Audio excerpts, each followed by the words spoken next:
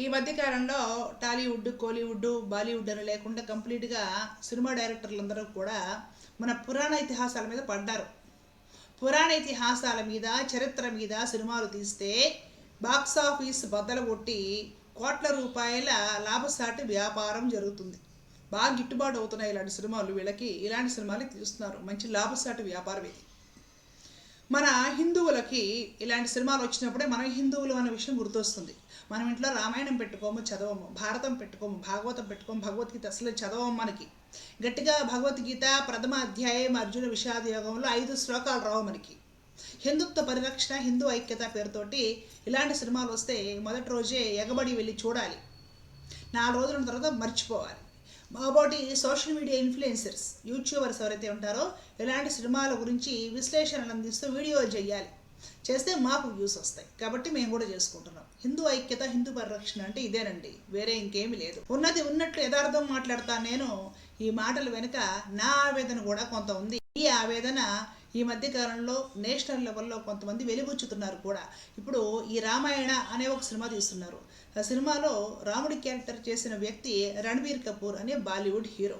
Sita character చేస్తున్న వ్యక్తి మన హీరోయిన్ సాయి పల్లవి. ఈ రణబీర్ కపూర్ ఏ మాత్రము రాముడికి సెట్ అవ్వలేదు, సెట్ అవ్వడు కూడా.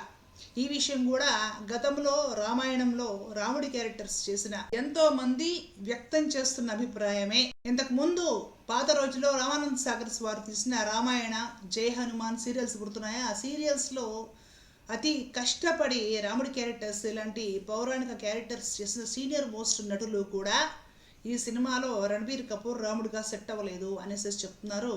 అలాగే పూజలో సద్గురు జగ్గి వాసుదేవన్ కూడా రామాయణంలో రాముడిగా ఎవరిని పడితే వాళ్ళని పెట్టేస్తున్నారు, సెట్ అవ్వడం లేదు అనేసి స్పష్టం చేయడం జరిగింది. అంతేకాకుండా ఈ రణబీర్ కపూర్ అనే వ్యక్తి నేను బీఫ్ తింటాను అని పబ్లిక్లో చెప్పుకున్నాడు.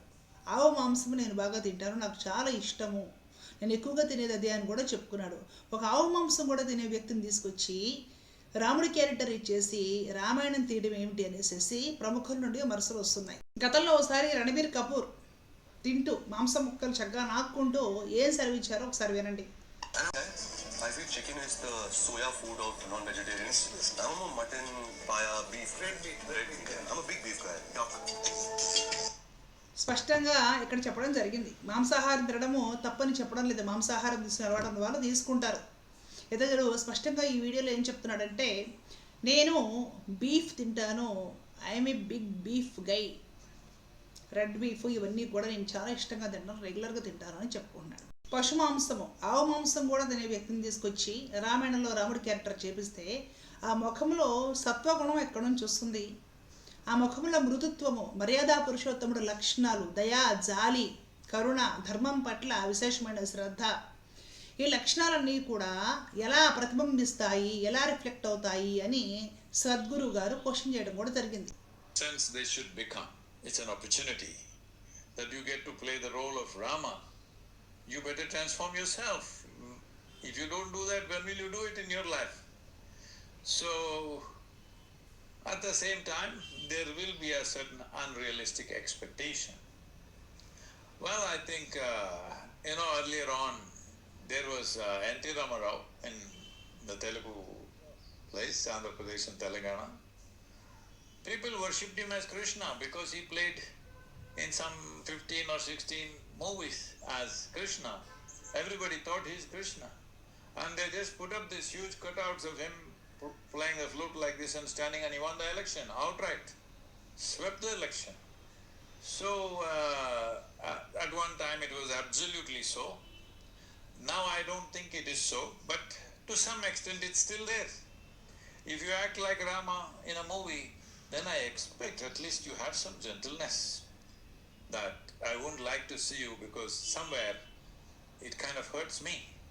Because I saw your face as Rama, I visualized you as Rama. Now then if you don't do that. But it's unfair to the actor because after all, for him it's a profession. He's just... Sadhguru గారు సెలవిచ్చిన విషయం అండి. ఒకనొకప్పుడు NT Ramarao లాంటి మహానటులు Krishna, Rama characters చేసినప్పుడు వారి cutouts బాగా పెట్టుకొని వారినే దేవుడిలాగా భావించేవాళ్ళు. అలాంటి మహానటులు వాళ్ళందరూ కూడా కృష్ణుడిలా రాముడిలా భావించి ఆ ఫొటోస్ ఎంతోమంది ఇళ్లలో పెట్టుకునేవారు. అంతగా వారి నటన దేవుడిని కూడా మరిపించే విధంగా ఒకప్పుడు మనందరికీ కూడా గుర్తుండిపోయింది. అలాంటి మహానటులందరూ కూడా మన తెలుగు వారు కావడం అది మన అదృష్టం.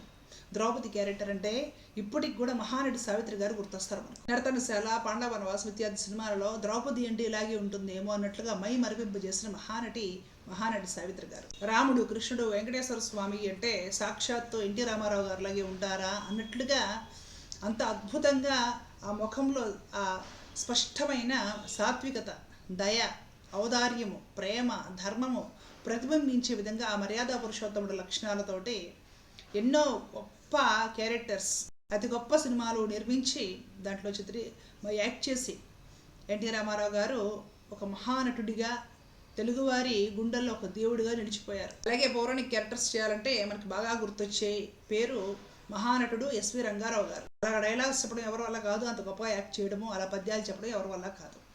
వాళ్ళు గతించిపోయి ఎన్నో సంవత్సరాలు అయినా సరే ఈనాటికి కూడా మనకి ఏ టీవీ ఆన్ చేసినప్పుడు ఆ సినిమా వస్తుంటే ఇక మనకి ఛానల్ మార్చాలనిపించదు, చూస్తూ ఉండిపోవాలనిపిస్తుంటుంది. అంత గొప్పగా వాళ్ళు అలాంటి పాత్రల్లో ఒదిగిపోయిన మహానటులు. వాళ్ళు తపస్సు చేసి అలా నటులై పుట్టారు అని చెప్పుకోవడంలో కూడా ఏమాత్రమూ సందేహం లేదు.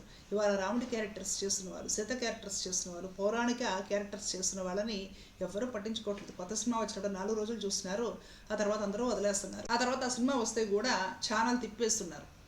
సెల్ ఫోన్లో ఆ సినిమా క్లిప్స్ కనిపిస్తుంటే కూడా ఎవరూ అనుకోవడం లేదు. కారణం ఏంటంటే నటన ఆకట్టుకోవడం లేదు.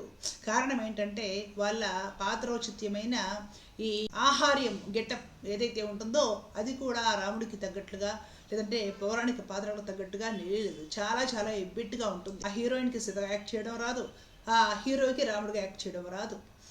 రాముడు లాగా ఒక సత్వగుణంతో ఎక్స్ప్రెషన్స్ కూడా పెట్టలేడు. ఇంతకుముందు ఆది పురుష సినిమాలో కూడా ప్రభాస్ గారిని రాముడిలాగా ఎవరు యాక్సెప్ట్ చేయలేదు. ఇప్పుడు వస్తున్న రామాయణంలో కూడా ఈ రణబీర్ కపూర్ని రాముడిగా ఎవరు యాక్సెప్ట్ చేయడం లేదు. టీజర్ రిలీజ్ అవ్వగానే, ఫోటో రిలీజ్ అయితేనే ఒప్పుకోవడం లేదు. ఎంతోమంది విమర్శలు చేస్తూ ఉన్నారు. కాబట్టి డబ్బు సంగతి అలా ఉంచితే రామకృష్ణాది అవతారాలకు సంబంధించి, పౌరాణిక ఘట్టాలకు సంబంధించి, భారతీయుల భావనలకు సంబంధించిన విషయాలు కాబట్టి, భారతీయులు పూజించే విషయాలు కాబట్టి వీటిని బిజినెస్ చేయకండి. ఇలాంటి నటులు ఈ రోజుల్లో లేనప్పుడు, ఇలాంటి నటన వాళ్ళ వల్ల కానప్పుడు, అంత అద్భుతంగా అంతటి ఆహార్యంతో, అలాంటి నటనతోటి, అలాంటి ఎక్స్ప్రెషన్స్ తోటి, చక్కగా హావభావాలతోటి ఆయా ఘట్టాలను మీరు పండించలేనప్పుడు ఇలాంటి సినిమాలు తీసేసి దయచేసి భారతీయులను బాధ పెట్టకండి. సాయి పల్లవి ఓకే, కానీ రణబీర్ కపూర్ ఈ సినిమాలో రాముడిగా ఏమాత్రం సెట్ అవ్వలేదు. రణబీర్ కపూర్ ఫేస్ రాముడికి ఏమాత్రము సెట్ అవ్వదు. ఇలాంటి వాళ్ళందరినీ పెట్టి రామాయణం తీయడము రాముడి, రామాయణాన్ని, భారతీయులని అవమానించడమే అవుతుంది. వీళ్ళ స్వార్థం కోసం, వీళ్ళ వేలాది కోట్లు సంపాదించడం కోసము రామాయణాలు, భారతాలు అడ్డం పెట్టుకొని సినిమాలు తీసి జనాల భావనలతోటి వీళ్ళు బాగా సంపాదించుకోవాలి. కానీ ఇక్కడ రామాయణము, రాముడు అగౌరవించబడుతున్నాడు. ఇది గుర్తుపెట్టుకోవాలి. జై హింద్.